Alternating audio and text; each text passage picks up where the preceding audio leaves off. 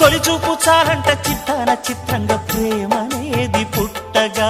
10 మంది అంటుంటే విన్నాను ఇన్నాళ్ళు నమ్మలేదు బొత్తిగా ఆ కళ్ళలో